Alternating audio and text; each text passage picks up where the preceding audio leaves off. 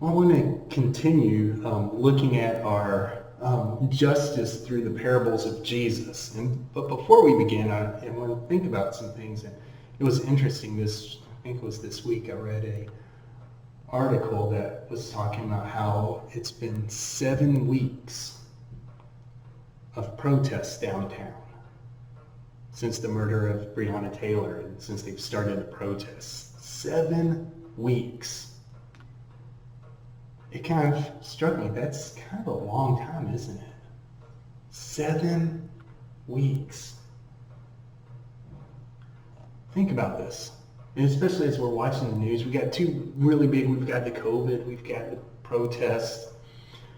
These have been in our news for a long time. And I was trying to think of when was the last time something has been mentioned, talked about for this long of a period of time. Because we live in an instant world. Here's a news thing, and we'll get all excited, fired up about it, talking about it. And we'll see if we're still talking about it in a week, because something else comes up, and something else comes up. And it seems like we are constantly going from one thing to another to another. Our attention goes from here to here, and back and forth and all over the place. 7 weeks, almost 2 months. It seems like a long time today. But when we think about big issues like justice, 7 weeks might not be that long of a time. In fact, Jesus tells a parable in Luke chapter 18. And it has different titles. It begins in verse 1. It could be the parable of the unjust judge or the parable of the persistent widow, depending on whose perspective you're wanting to focus on. And so in Luke chapter 18, beginning in verse 1, we find this parable. It says, "One day Jesus told his disciples a story to show that they should always pray and never give up. There was a judge in a certain city," he said, "who neither feared God nor cared about people. A widow of that city came to him repeatedly, saying, 'Give me justice in this dispute with my enemy.' The judge ignored her for a while, but finally he said to himself, 'I don't fear God or care about people, but this woman is driving me crazy. I'm going to see that she gets justice because she is wearing me out with her constant request.' Then the Lord said, 'Learn a lesson from this unjust judge. Even he rendered a just decision in the end. So don't you think God will surely give justice to his chosen people who cry out to him day and night? Will he keep putting them off? I tell you, he will grant justice to them quickly. But when the Son of Man returns, how many will he find on earth who have faith?'" Here we have this interesting story. Here's a judge in a city. He doesn't identify, it's not, we don't know if it's Jerusalem or, any of the cities. It's just, there's a judge in a city who neither fears God nor cares about people. And this is an important statement that Jesus is making about this judge. Because when we read through the scriptures, and at the time they had the Hebrew Bible, the Old Testament was there. When you read through it, the very essence of injustice, the ones who are called unjust, who are the ones who have power and have authority, like a judge. They are the ones who don't fear God, who don't seek his way, who don't follow his decrees and regulations. And they are the ones who don't care about people. They do what is best for them. As you read through the prophets in the Old Testament, we find this description a lot about the kings of Israel who were wicked, who were unjust, who oppressed people. They did not walk in the way of the Lord, and they did not care for the people of Israel. Their goal was what was best for them. And so here Jesus is making that point, saying there was a judge, and guess what? He didn't care about following God, and he did not care about taking care of people. And every person that would have heard that, the disciples and anyone else who was there, would have said, he's speaking about an unjust person, a person who oppresses. This is someone who is outside of what our society wants. We also find this in Matthew. Jesus gives these descriptions when he's now talking about the Pharisees and the teachers of law of the day. In Matthew chapter 23, in verse 23, he says, "What sorrow awaits you, teachers of religious law, and you Pharisees, hypocrites! You are careful to tithe even the tiniest income from your herb gardens, but you ignore the more important aspects of the law: justice, mercy, and faith. You should tithe, yes, but do not neglect the more important things."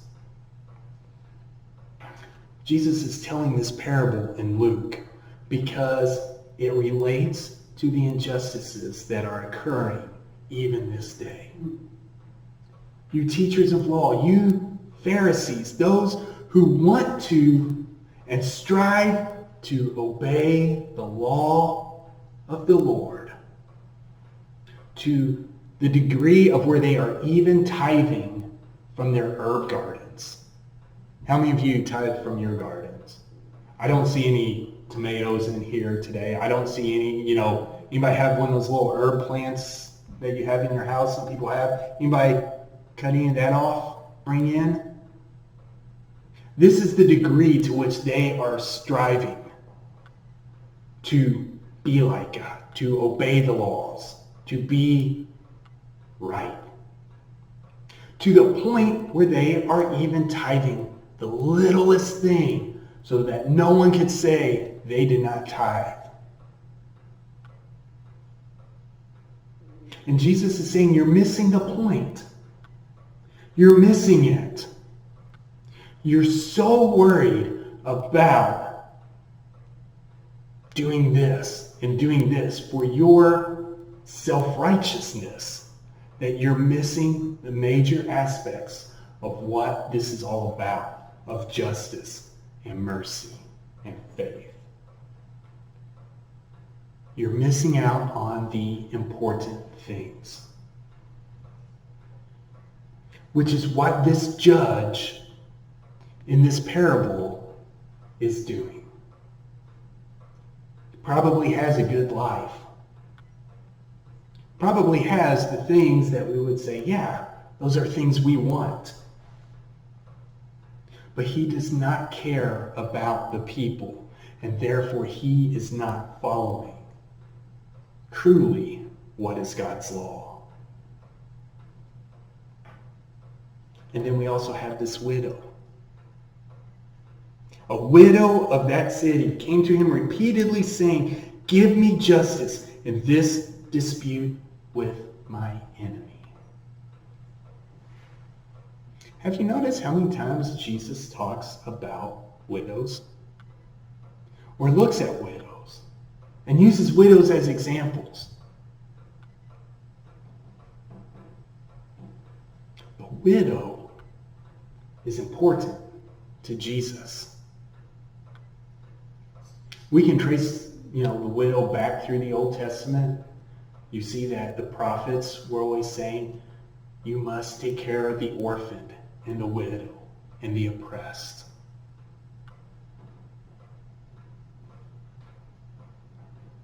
We find it throughout. So we could say Jesus is simply continuing with this theme. We also have to remember that at this point, while we're not 100% positive, it's safe to assume that Jesus' mother is a widow at this time also. Think about this. Jesus knows and loves and cares for widows. And here he's telling this story. It could have been anyone. It could have been just another person who is seen as having an issue. There's been an injustice against them and they're seeking. But Jesus specifically said widow to tie in to this theme from the Old Testament, to tie into his own life and experience that those who know him would have known. What about some of the other times he talks about widows? In Mark, we find a very familiar story. In Mark chapter 12, verse 41, where Jesus sat down near the collection box in the temple and watched as the crowds dropped in their money. Many rich people put in large amounts. Then a poor widow came and dropped in 2 small coins. Jesus called his disciples to him and said, I tell you the truth, this poor widow has given more than all the others who are making contributions. For they gave a tiny part of their surplus. But she, poor as she is, has given everything she had to live on. You heard that story before? We've heard it since we were little kids, right? And normally when we hear this, what's the goal? What's the theme? The purpose of hearing this story is often give what you can. Be like the widow who went forward and didn't have much, but she gave what she could. And therefore, you should give likewise. And yes, Jesus does lift her up because of her faith. But this is leaving out what comes before it. This story about this widow who is here, giving all she has left, is not simply as an example of how you should be like the widow. This is a lament for the state of the temple during this time, for the injustice that is seen. Because if we jump back just a couple verses before this, beginning in verse 38, it says, Jesus also taught, beware of these teachers of religious law, for they like to parade around in flowing robes and receive respectful greetings as they walk in the marketplaces, and how they love the seats of honor in the synagogues and the head of the table at banquets.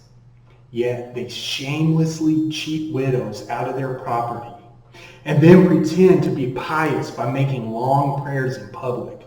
Because of this, they will be more severely punished. And then Jesus sits down and watches and sees this widow. Think about this. Look at it. Imagine if this was our church. And one of you gave all you had left. I mean, the very last bit that you have to your name, where you could not go and buy food for yourself or clothing. What would we think of our church if we allowed something like that to happen? None of us would be too happy with that, right? How many of us would say, you know what? I appreciate your faith. Don't. Or let us help you. We would attempt to find ways to make things right, to care for each other. But in this time, the widows were seen as poor, of lower status, of not being important. Even if you were a widow who had a lot of money, but if you did not have children who would take care of you, then you were considered poor and of lower class. So here in this parable in Luke 18, we have a widow. So by identifying this person as a widow, Jesus is saying this person is on the outside of our society. This person is lower class. And this person is seeking justice. And the judge ignores her for a while. But she keeps coming back. Give me justice for what has happened. Give me justice. Give me justice. Give me justice. I wonder how long this took. Of course, then we find it kind of comical when we read this judge's response. He says, yeah, I don't fear God. I don't care about people, but she is driving me crazy. She is continuously here, going on and on. So I will give justice so that she's out of my hair. And then Jesus tells his disciples, learn a lesson from this. Even this judge, even this one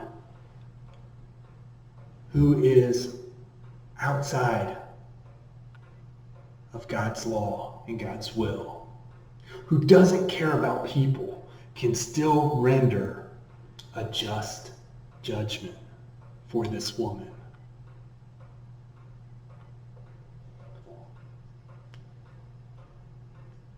And then he talks about God. So don't you think God will surely give justice to his chosen people who cry out to him day and night? Justice matters to Jesus. It matters to God how the people who are on the outside of society, like the widow, are taken care of. That they receive their justice. And sometimes it takes a while. Actually, more times than not, it takes a while for justice, for true justice, to be achieved.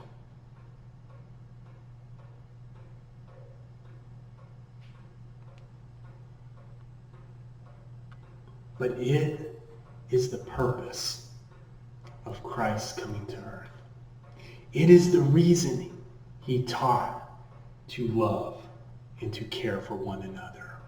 To love God with all your heart, mind, soul. As opposed to this judge who did not fear God. To love your neighbor as yourself. As opposed to this judge who does not care for people. And to seek what is right. In fact, in Luke chapter 4, we find Jesus. And this is after baptism, after his being in the desert, the temptation. He goes back home to Nazareth. And he goes into the synagogue, opens up the scroll of Isaiah, and reads this. And it's in Luke chapter 4, beginning verse 18. The Spirit of the Lord is upon me, for he has anointed me to bring good news to the poor. He has sent me to proclaim that captives will be released, the blind will see, that the oppressed will be set free. And then the time of the Lord's favor has come. This is how Jesus defined his ministry at the beginning. Good news for the poor. Set the captives free. The blind will see. The oppressed will be set free. The time of the Lord's favor has come.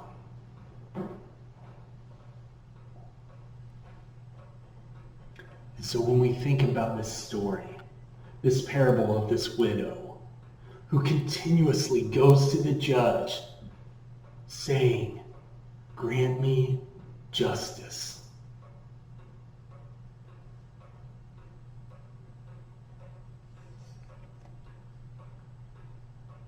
We look at our culture now, at our society.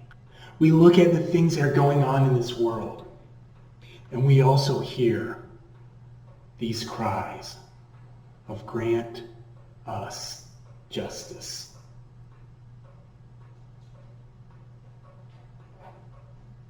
And it would be great if we could snap our finger and it is done. But at the beginning of this parable of Luke chapter 18, what was it that Luke wrote before Jesus started speaking? One day, Jesus told his disciples a story to show that they should always pray and never give up. The justice of God, the love of God, the care for the poor and the orphan and the sick, for the widow, for the foreigner, for those on the outside of the society, those who are not in the upper level.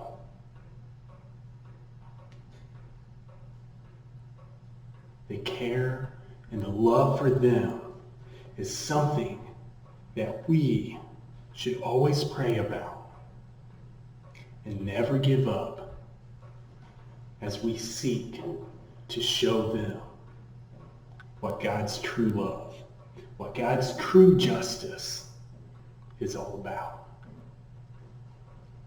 Will you pray with me? Our Father, Lord, help us to continue to strive for that which you have called us to do in this world, to show your love, to seek your true justice, to care for those for whom the system is not working.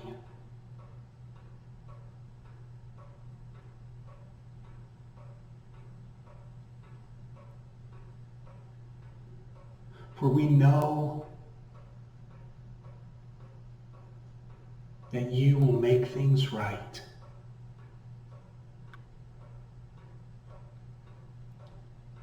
And that you are calling on us to be active, to be your presence in this world,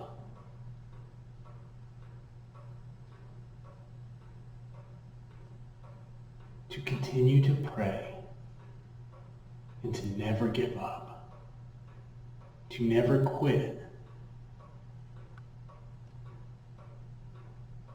pursuing what you have for your people.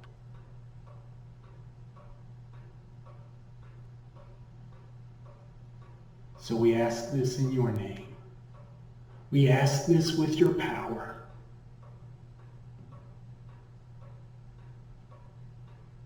That you give us the strength and the encouragement